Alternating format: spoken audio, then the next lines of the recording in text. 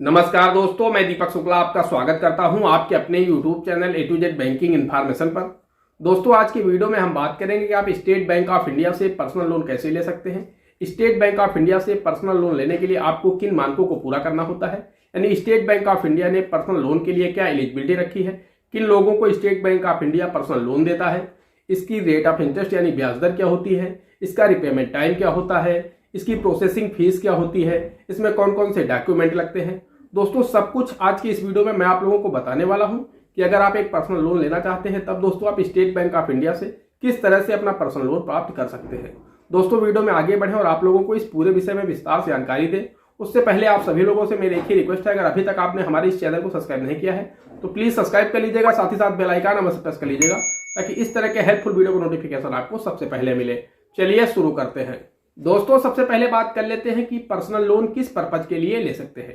तो दोस्तों, यहां पर आप एनी पर्पज के लिए पर्सनल लोन ले सकते हैं, चाहे वो पैसा आप किसी शादी में लगाइए या फिर आप अपने घर में लगाइए या फिर आप किसी भी कार्य में लगाइए। यहां पर आपसे पर्पज नहीं पूछा जाता है, आप किसी भी पर्पज के लिए पर्सनल लोन ले सकते हैं। दोस्तों, अब बात कर लेते हैं एलिजिबिलिटी की कि स्टेट बैंक ऑफ इंडिया से पर्सनल लोन लेने के लिए आपको किन मानकों को पूरा करना होगा, किन मानकों को पूरा करने वाले ही स्टेट बैंक ऑफ इंडिया से पर्सनल लोन ले सकते हैं। दोस्तों, हम आपको बताना चाहते हैं कि स्टेट बैंक ऑफ इंडिया सिर्फ और सिर्फ सैलरीड क्लास को ही पर्सनल लोन देता है।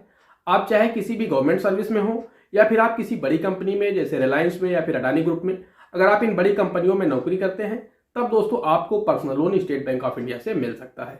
अदरवाइज अगर आप फार्मर हैं या फिर बिजनेसमैन हैं तब आपको यहाँ पर पर्सनल लोन नहीं मिलता है। दोस्तों, सिविल स्कोर की बात करें तो दोस्तों आपका सिविल स्कोर गुड होना चाहिए, यानी आपका जो सिविल स्कोर है वो 650 से प्लस होना चाहिए, तभी आपको भारतीय स्टेट बैंक पर्सनल लोन दे पाएगा।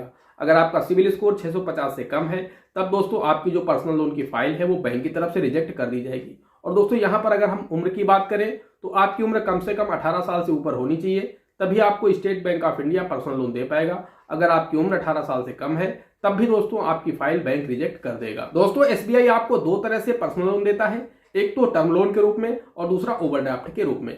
दोस्तों, आप टर्म लोन मिनिमम 25,000 रुपए और मैक्सिमम 20 लाख रुपए तक का लोन प्राप्त कर सकते हैं। वहीं दोस्तों, अगर ओडी यानी ओवरड्राफ्ट की बात करें दोस्तों इसमें मिनिमम 5 लाख रुपए और मैक्सिमम 20 लाख रुपए का पर्सनल लोन आप प्राप्त कर सकते हैं। दोस्तों, एसबीआई लोन को सैंक्शन करते समय एक शर्त रखता है कि आपकी जितनी भी सैलरी है उसका 50% ही इंस्टॉलमेंट आप दे सकते हैं, 50% अमाउंट आपका इंस्टॉलमेंट में नहीं जाएंगी। तो आप लोग इसे ऐसे समझ सकते हैं कि वो ये चेक करता है कि आपके पिछले कितने लोन हैं, उनकी ईएमआई कितनी है। अब मान लीजिए अगर आपकी सैलरी 50,000 रुपए है तब दोस्तों आप सिर्फ 25,000 रुपए की ईएमआई तक का ही आप लोन ले सकते हैं। अब मान लीजिए आपकी कोई ईएमआई 15,000 रुपए की पहले से चल रही है, तब आपको कुल 35,000 ही सैलरी महीने की मिल पा रही है।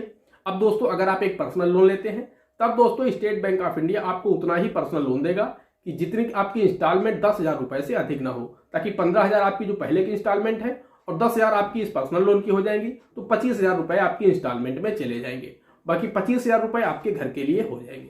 तो दोस्तों, यहाँ पर एक शर्त रखता है एसबीआई कि जितनी भी आपकी सैलरी है उसका आधा हिस्सा ही आप लोन के रूप में जमा कर सकते हैं, बाकी का जो पैसा है वो आपके घर के उपयोग के लिए होना चाहिए। इससे ज्यादा अमाउंट का लोन एसबीआई आपको नहीं करता है। दोस्तों, रेट ऑफ इंटरेस्ट यानी ब्याज दर की बात करें कि भारतीय स्टेट बैंक आपसे पर्सनल लोन पर कितना ब्याज चार्ज करता है, तो दोस्तों हम आपको बताना चाहते हैं कि भारतीय स्टेट बैंक देश का सबसे बड़ा बैंक और सरकारी बैंक है, इस नाते इसकी जो ब्याज दर है वो सबसे कम है, यानी आपको 10 से 12% की वार्षिक ब्याज दर पर आपको पर्सनल लोन मिल जाता है। दोस्तों, आपकी जब सिविल स्कोर खराब है उस दशा में थोड़ा जो इंटरेस्ट रेट है वो घट बढ़ सकता है, लेकिन दोस्तों अगर आपका सिविल स्कोर अच्छा है तब आपको 10% से लेकर के 12% के बीच में पर्सनल लोन मिल जाता है। दोस्तों, बात करें सिक्योरिटी की कि बैंक आपको लोन देते समय क्या सिक्योरिटी लेता है आपसे, दोस्तों हम आपको बताना चाहते हैं कि यहाँ पर बिल्कुल नील होता है, ये पूरी तरह से अनसिक्योर्ड लोन होता है। इसमें आपको कोई भी कुछ भी मॉर्गेज करने की आवश्यकता नहीं होती है, बैंक आपसे कुछ भी अपने पास गिरवी नहीं रखता है, बैंक आपसे कोई भी गारंटर नहीं लेता है, यह पूरी तरह से अनसिक्योर्ड लोन होता है और आपको आसानी से उपलब्ध हो जाता है। दोस्तों, बात करें इस लोन के प्रोसेसिंग फीस की तो दोस्तों हम आपको बताना चाहते हैं कि यह बैंक आपसे बहुत कम प्रोसेसिंग फीस लेता है अन्य बैंकों की अपेक्षा। दोस्तों, यहाँ पर आपको 1 से 2% के बीच में ही प्रोसेसिंग फीस देनी होती है, लेकिन दोस्तों यहाँ पर एक बात और होती है कि त्योहारों के सीजन में त्योहारों में आपको ऑफर मिलते हैं तो ये जो प्रोसेसिंग फीस होती है वो ज्यादातर माफ हो जाती है।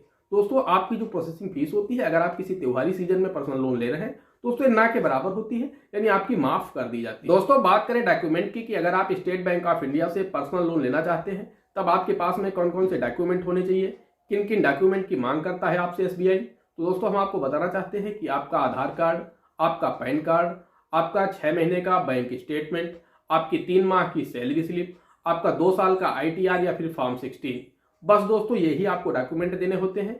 ये डॉक्यूमेंट अगर आप स्टेट बैंक ऑफ इंडिया को दे देते हैं दोस्तों, आपका जो पर्सनल लोन होता है 2 घंटे के अंदर आपके सेविंग अकाउंट में पैसा ट्रांसफर कर दिया जाता है। और दोस्तों अगर आप टर्म लोन को चुनते हैं तब दोस्तों आप जो भी तारीख बताएंगे बैंक को, उस तारीख को आप सेविंग अकाउंट से आपकी जो इंस्टॉलमेंट होती है वो कट जाती है। दोस्तों इसके रिपेमेंट टाइम की बात करें तो दोस्तों इसका रिपेमेंट टाइम 7 साल का होता है। आपको अधिकतम इसे चुकौती के लिए 7 वर्ष का समय SBI देता है। तो दोस्तों अगर आप SBI से पर्सनल लोन लेना चाहते हैं दोस्तों, आपकी सैलरी जिस भी SBI की ब्रांच में आती है आपको उस ब्रांच में चले जाना है, वहां पर शाखा प्रबंधक से मिलना है। मैंने आपको जो भी डॉक्यूमेंट बताए हैं वो डॉक्यूमेंट आपको साथ में ले जाने हैं और आपको उनसे बोलना है कि मुझे पर्सनल लोन की रिक्वायरमेंट है। आपको जितने भी लोन की रिक्वायरमेंट हो वहां पर एक एप्लीकेशन फॉर्म होगा, उसे आपको फिल कर देना है, अपना साइन कर देना है। दोस्तों 2 घंटे के अंदर आपका जो लोन है वो सैंक्शन हो जाएगा और पैसा आपके सेविंग अकाउंट में ट्रांसफर कर दिया जाएगा। तो दोस्तों इस तरह से आप लोग बहुत ही आसानी से, बहुत ही आसान प्रोसेस से आप SBI से पर्सनल लोन प्राप्त कर सकते हैं। दोस्तों आशा करता हूं आप लोगों को जानकारी पसंद आई होगी। अगर जानकारी पसंद आई हो तो प्लीज वीडियो को एक लाइक कर दीजिएगा। साथ ही साथ चैनल पर नए हैं, चैनल पर पहली बार आए हैं तो चैनल को सब्सक्राइब अवश्य कर दीजिएगा। दोस्तों आज की वीडियो में इतना ही, मिलते हैं अगले वीडियो में किसी अगले इंटरेस्टिंग टॉपिक के साथ। तब तक के लिए जय हिंद, जय भारत।